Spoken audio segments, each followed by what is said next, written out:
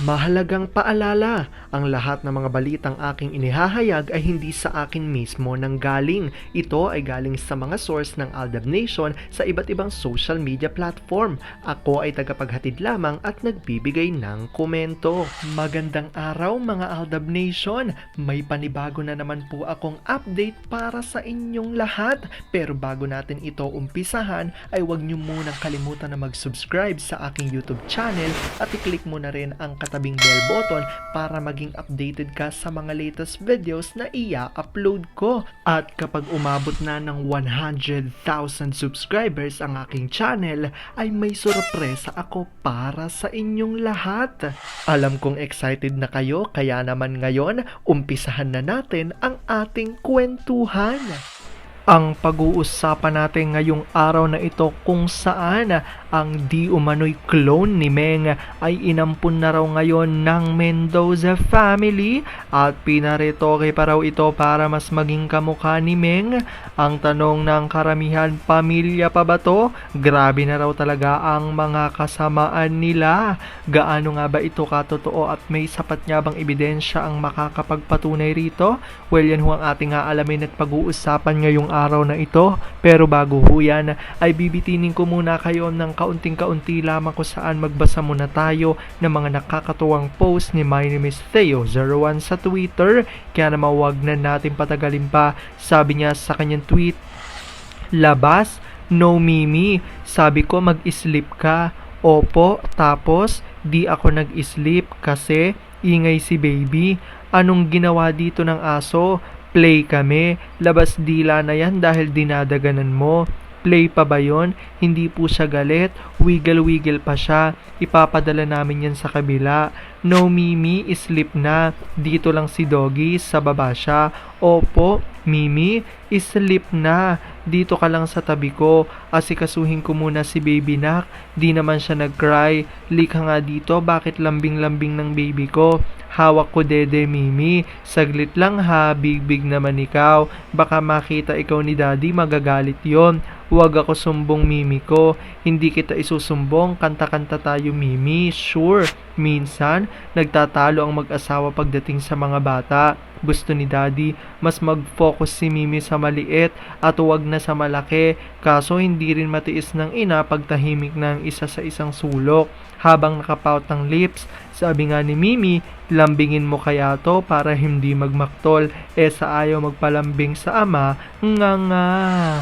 Alam kong tuwan-tuwa ho kayo sa ating binasa pero ngayon pag-uusapan na natin ang ating main topic. Oops! Wait lang, saglit lang to. May ipapaalala lang ako para sa mga bago pa lang sa aking channel. Huwag niyong kalimutan na mag-subscribe sa aking YouTube channel at i-click niyo na rin ang notification bell para lagi kayong updated sa mga latest videos na i-upload ko at para maging parte na rin kayo ng aking Fanatics channel family. Well, alam kong super excited na kayo sa ating kwentuhan, kaya naman dumako na tayo sa ating main topic. Gaano nga ba katotoo na ang di umano'y clone ni Meng ay inampun na raw ngayon di umano ng Mendoza family at pinaretoke pa raw para mas maging kamukha ni Mengay? Pamilya pa ba to? Grabe na raw talaga ang mga kasamaan nila ayon yan sa mga Aldab Nation. Gaano nga ba ito katotoo at may sapat nga bang ebidensya ang makakapagpatunay rito? Well, yan ho ang ating aalamin at pag-uusapan ngayong araw na ito. Pero ngayon, alam kong super excited na kayong malaman ang ating main topic, kaya naman wag na natin patagalin pa. Una-una na nga dyan galing sa tweet ni Vampire 2019 at sabi niya rito, itong puspusan ng pagsali ng 3 siglong itlog, ano naman ang kapalit?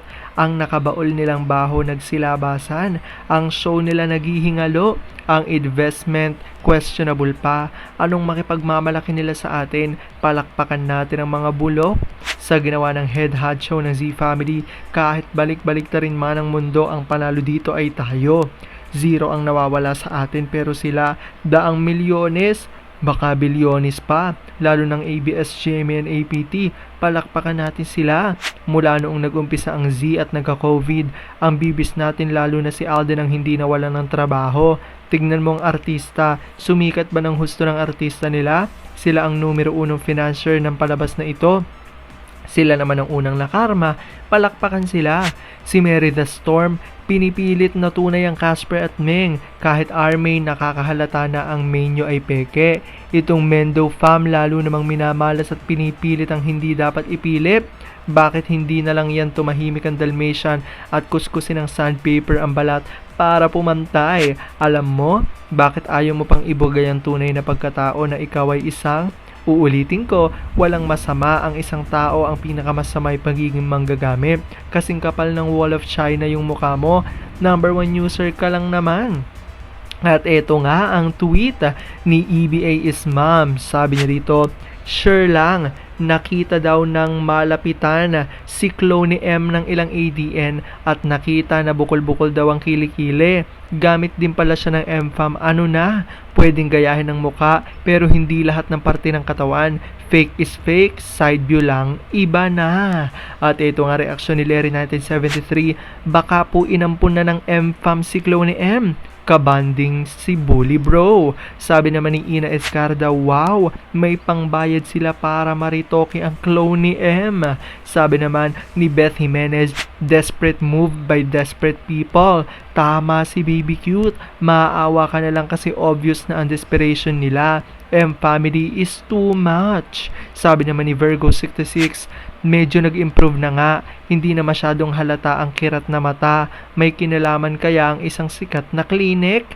At sabi naman ni Pamela Jane Peren, kahit kailan, ang original at nag-iisa ay hindi nila kayang pekein, magagaya pero hindi nila kayang makuha. Nag-iisang NDCMF lang yan.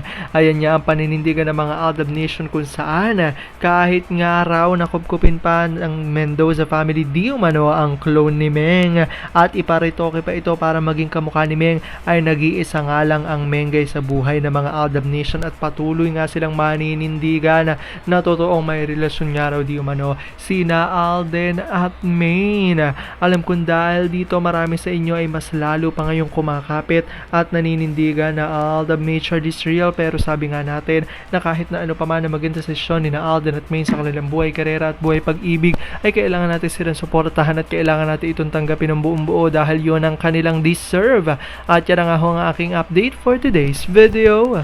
Maraming salamat sa panonood at pagtapos sa videong ito. Kung nakapag-subscribe ka na, welcome sa Fanatics Channel family. Kung hindi pa naman, huwag ka nang mahiya. Mag-subscribe ka na. Pindutin mo na yan. I-click mo na rin ang katabing bell button para makatanggap ka ng notification kapag may bagong update para sa iyo. Para naman sa parte na ng aking pamilya, punta lang sa aking channel at i-click ang videos para mapanood mo at malaman mo pa ang mga nakaka-good vibes at nakakakilig na fresh news about Maychard.